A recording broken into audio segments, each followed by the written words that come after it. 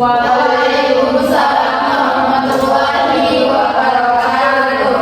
Selamat siang anak-anak, apa kabar semuanya? Alhamdulillah, luar biasa. Allahu Akbar. Baik, sebelumnya terima kasih karena kalian telah hadir pada kesempatan kali ini untuk melaksanakan sesi konseling kelompok. Sebelum kita melanjutkan ke sesi konselingnya, ada baiknya kita berdoa terlebih dahulu menurut kepercayaan masing-masing agar semuanya berjalan dengan lancar pada siang hari ini. Berdoa mulai.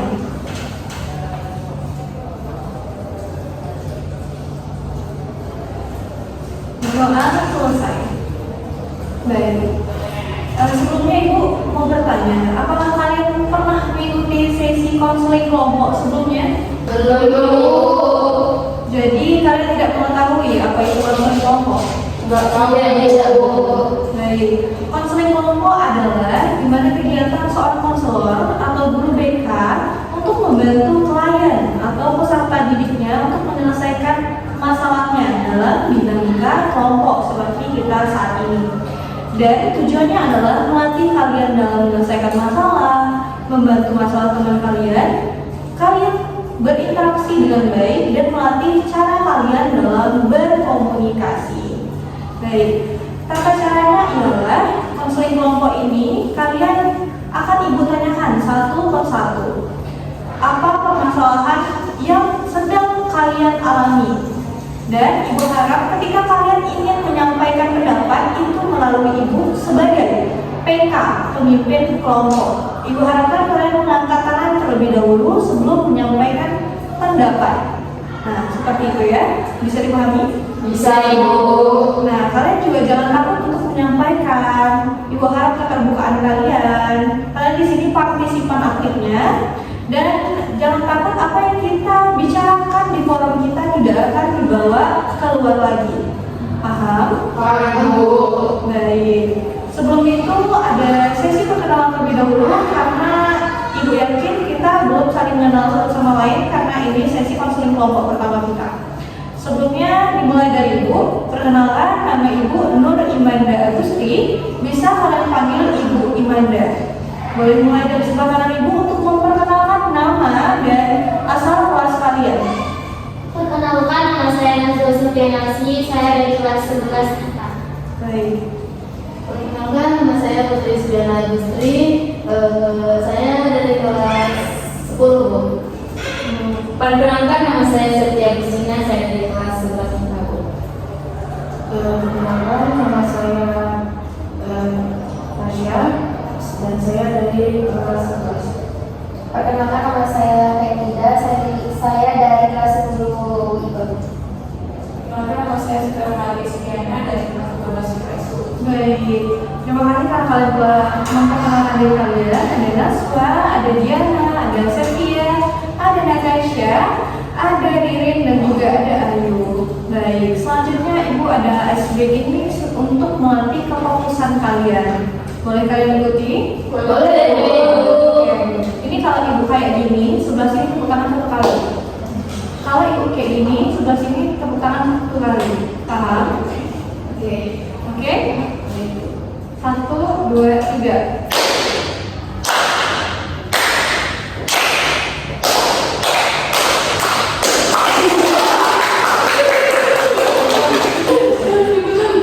Baik, terima kasih. Selanjutnya kita akan masuk ke sesi konseling kita. Siapa yang berkenan terlebih dahulu untuk menyampaikan masalah pribadinya? Boleh katakannya? Baik, ya. Nah, masalah pribadi saya Bu, saya kurang fokus belajar Bu, kalau di kelas Bu. Kurang fokus belajar ya. Yang lainnya? Saya juga kurang fokus belajar Bu akibat pacar saya. Kurang fokus belajar udah pacarnya. Yang lainnya gimana? Saya Bu, Dia. saya tentang pertemanan Bu. Ada aja yang diceritain tentang saya. Oh gitu. Pertemanan ya. Saya Bu, saya merasa selalu dibeda-bedakan gitu. Beda-bedakan kan? Ada enggak, sepupu, bukan pacar semua. Iya. Buku ya. Sepupu saya. Ririn? Kalau saya masalah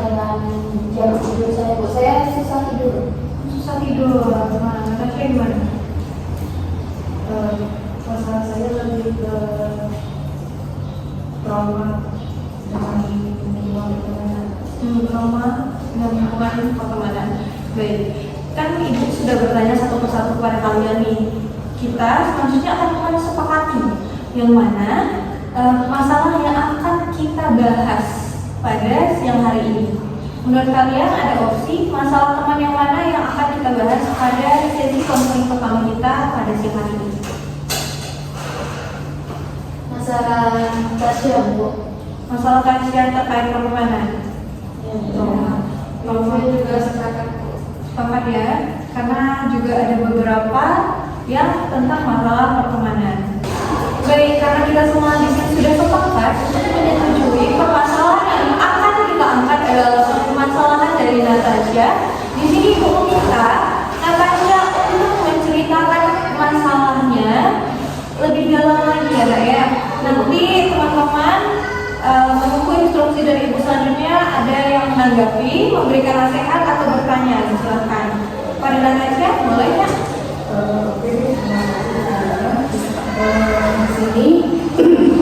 Di sini saya menjadi teman-teman yang ketakutan tidak ada pertemanan. Jadi kejadiannya berawal dari saya SMP.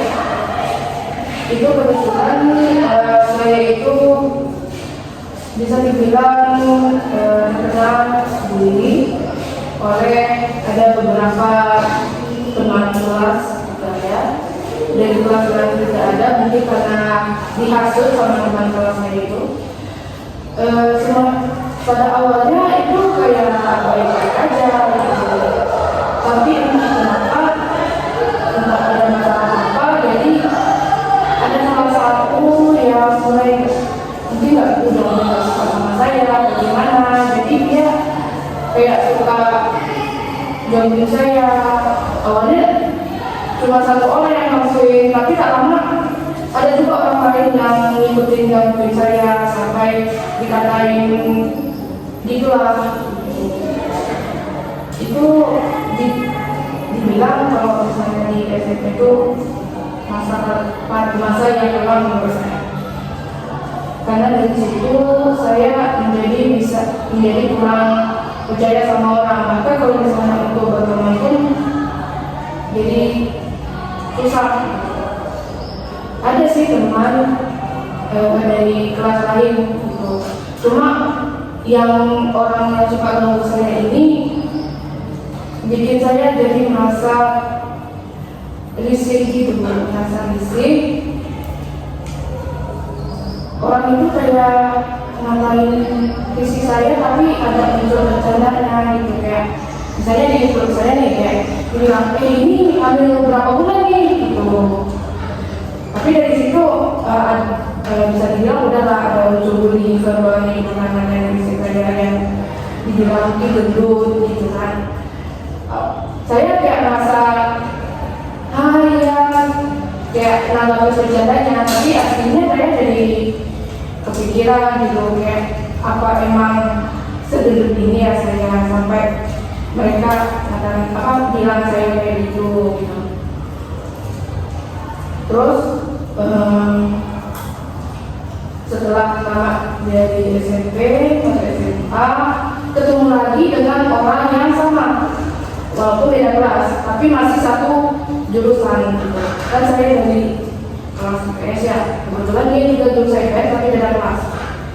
Nah dari situlah puncaknya yang sekarang ini, dia makin merasa melihat saya itu kayak apa ya, pas tembak saya itu tiba-tiba dia langsung bisik-bisik itu teman-temannya, kayak entah apa yang dibilang itu, cuma kayak mungkin aja bisa ngerasain saya lagi gitu. Dan ada juga masih orang yang gangguin saya malah sampai sekarang gitu. Kayak mungkin ada asuhan dari si orang ini atau gimana, saya juga nggak tahu. Tapi yang jelas orang-orang yang bahkan nggak tahu saya, yang nggak kenal sama saya, dan saya tuh juga nggak tahu orang itu, jadi kayak orang tuh malah ikut gangguin saya gitu. Jadi saya juga kayak, kok orang ini gangguin aku dulu ya? Kayak aku nggak kenal dia, tapi orang itu kok kayak kebetulan gitu. Jadi di situ saya jadi merasa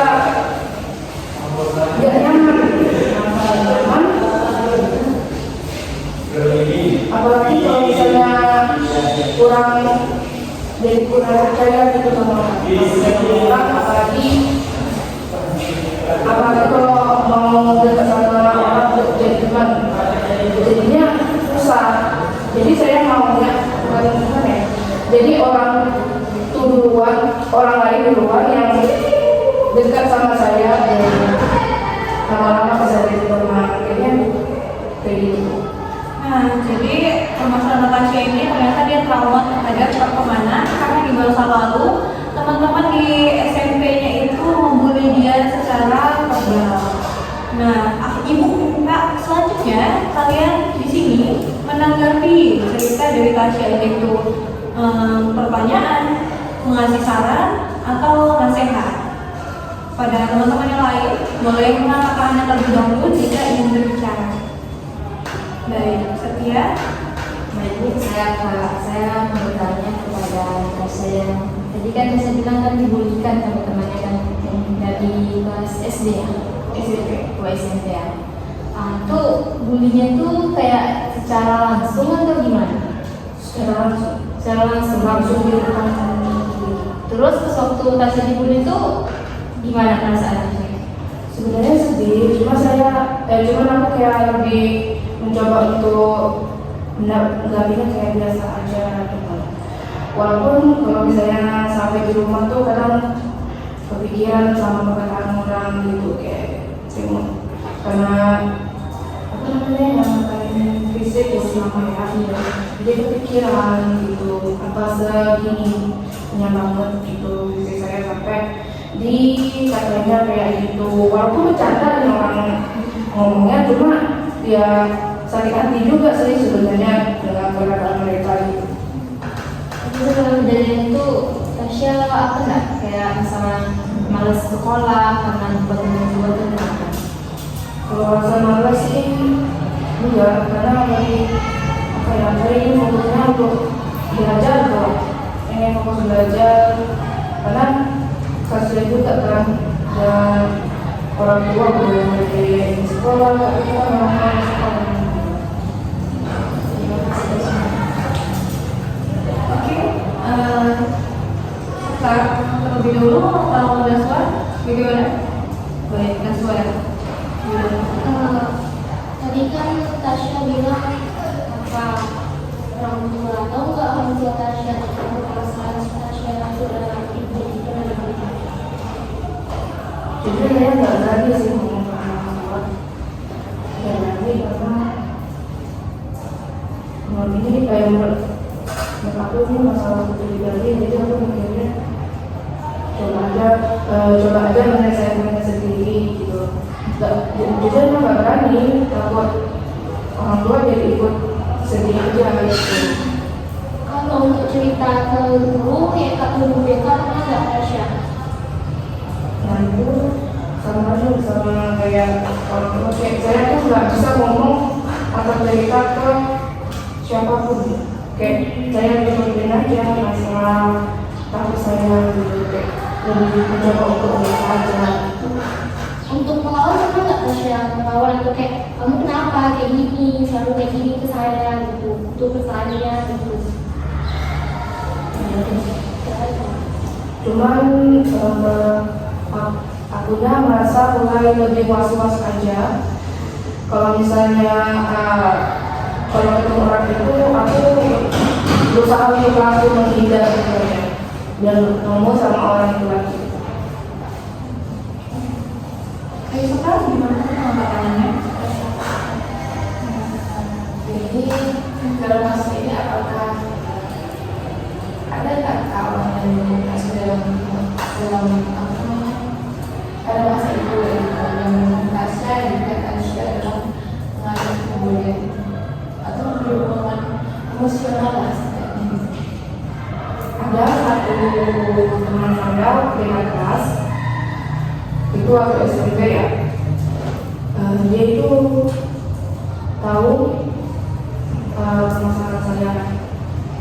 Maksudnya saya mulai cerita lah dulu karena dia tuh orang yang bisa saya percaya saat itu.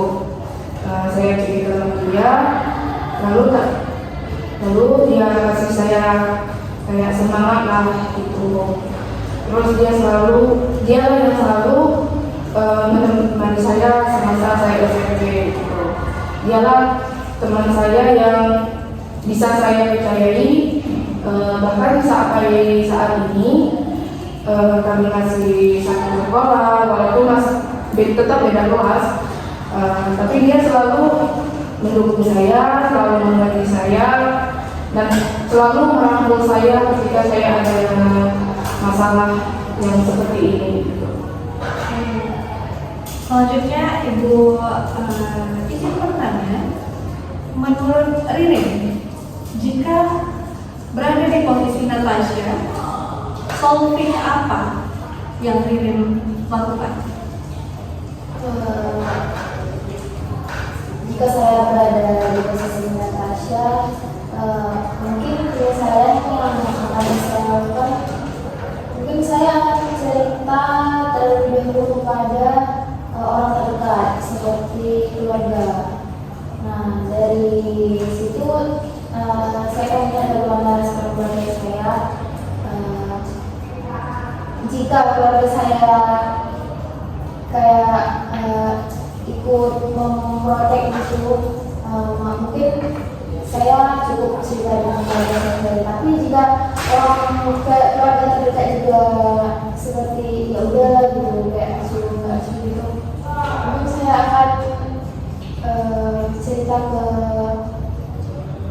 guru BK atau siapa orang yang saya percayai gitu, seperti guru BK atau teman gitu. Tapi jika teman itu tidak bisa mengerti apa yang saya rasakan, mungkin saya juga dulu dia. Tapi pertama saya akan mengkomunikasikan dulu dengan keluarga. Menurut Diana, solving yang dipilih Diana jika berada di posisi Natasha, solving Natasha yang tidak menceritakan kepada siapapun, yang dia merasa itu masalahnya pribadi dan sampai menjadi trauma terhadap pertemanan, atau solving Ririn yang dia berusaha untuk bercerita dengan orang lain karena sudah tidak bisa mengatasinya dengan diri sendiri. Solving yang mana yang dia pilih? Alasannya? Karena kan kita merasa diri itu ya, terutama kita cerita itu ke keluarga terlebih dahulu atau ke orang tua gitu. Tapi juga orang tua tidak ada menanggapi atau mungkin ada, tapi orang tua tuh kadang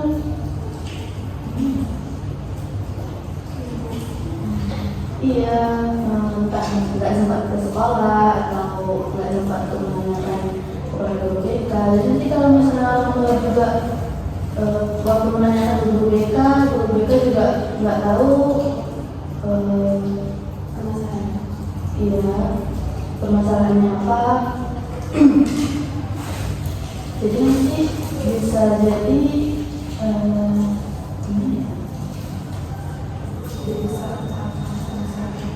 iya. Jadi nanti kalau tidak cerita ke orang tua juga cerita ke guru BK di sekolah.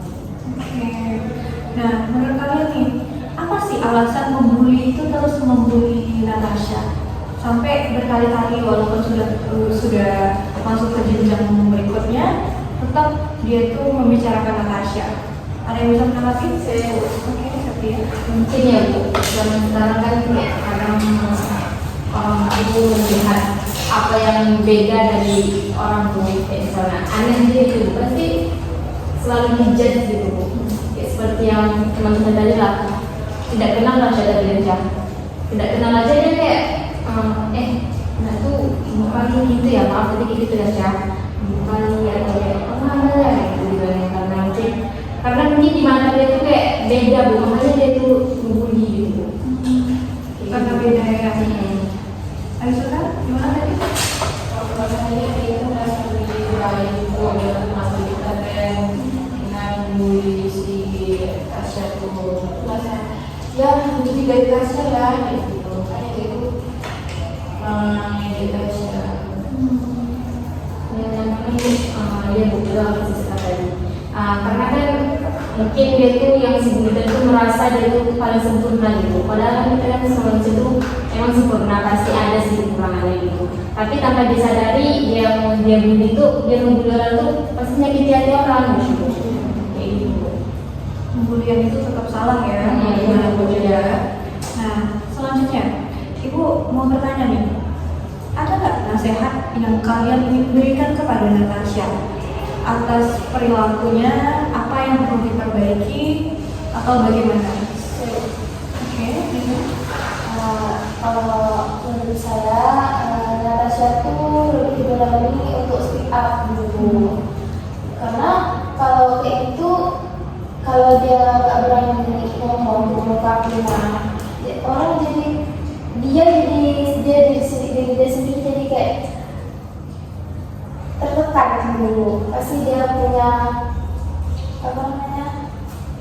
punya beban pikiran yang sangat berat atas ejekan-ejekan yang telah dikasih oleh teman yang membuli tadi.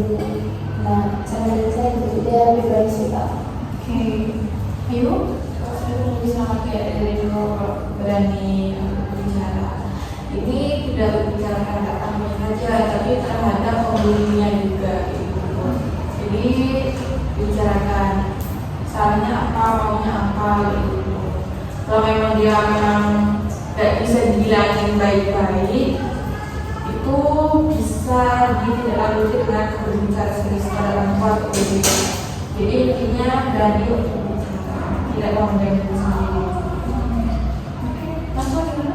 Kalau saya sibuk sama dengan diri yang singkat, harus lebih speak lagi, harus bicara juga sama orang tua, guru BK gitu. Jangan pendam secara sendiri. Tuh coba tanya juga sama orang yang ngejek Tasya itu kenapa, alasannya kenapa. Suatu boleh kita lakukan perlawanan juga.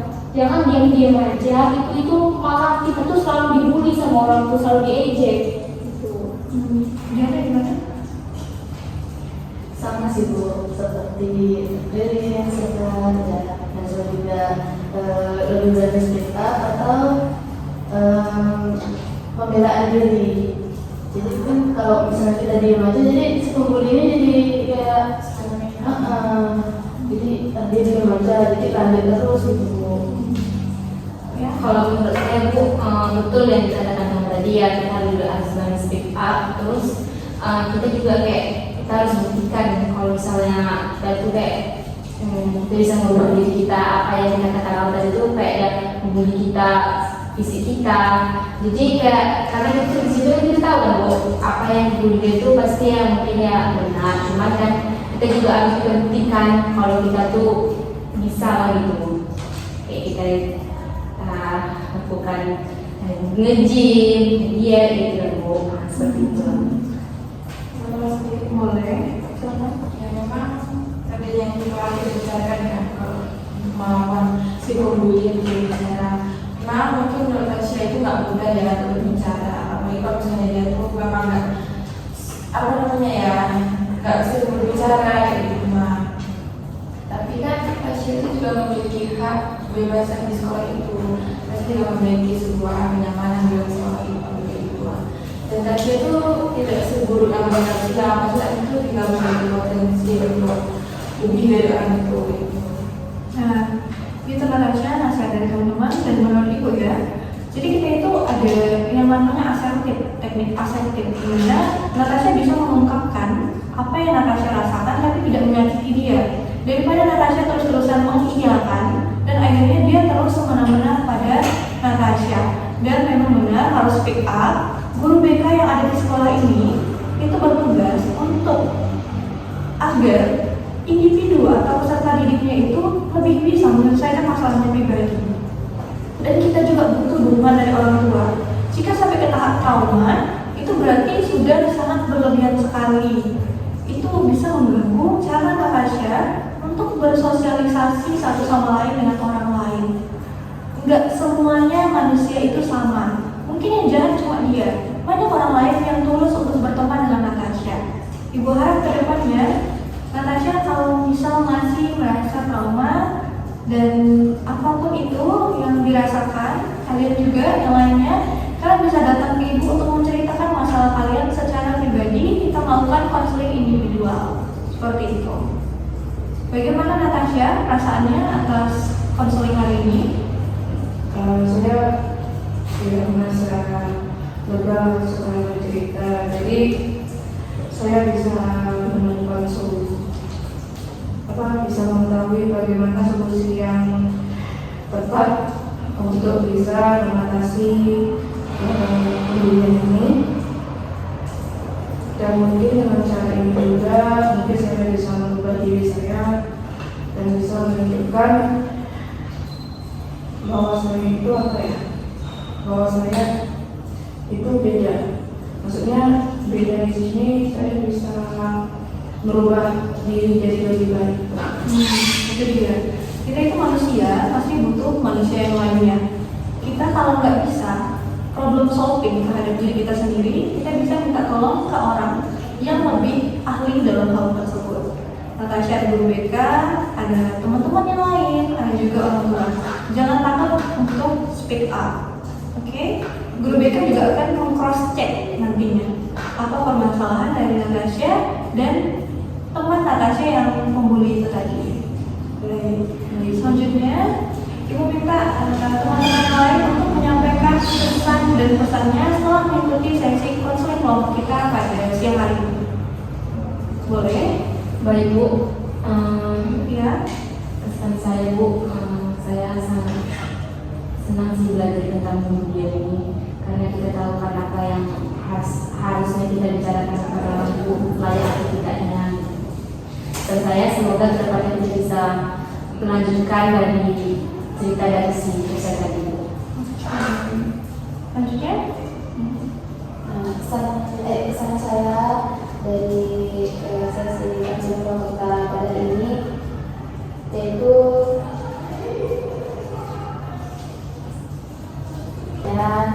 sangat senang bisa mendengarkan cerita dari salah satu teman kita, karena dengan konseling ini dia berani menceritakan apa permasalahan di dalamnya. Dan tentunya pesan saya untuk bertanya kepada Natasha, semangat terus, karena setiap dari kita itu pasti punya kelebihan dan kekurangan. Jadi jangan jadikan ejekan dari orang lain itu sebagai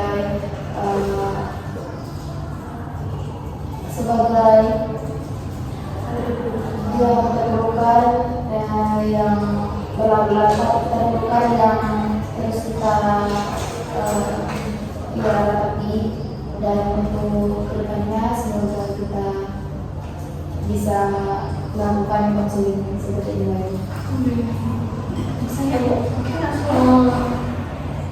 Pesan saya pada pesan ini sangat seru dan juga menyenangkan. Saya juga senang menjadi pendengar yang baik juga dari cerita Tasya dan bisa menyelesaikan permasalahan Tasya tadi dulu.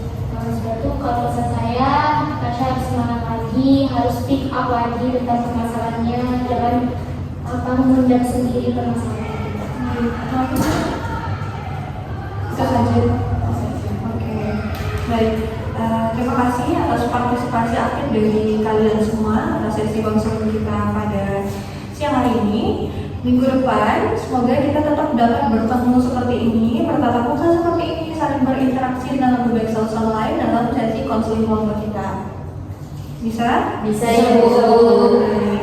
Baik. Sebelumnya juga mohon maaf jika ada kata-kata yang salah dari Ibu. Mohon dimaafkan. Iya Bu. Oke. Akhirul kalam. Wassalamualaikum warahmatullahi wabarakatuh. Waalaikumsalam warahmatullahi wabarakatuh.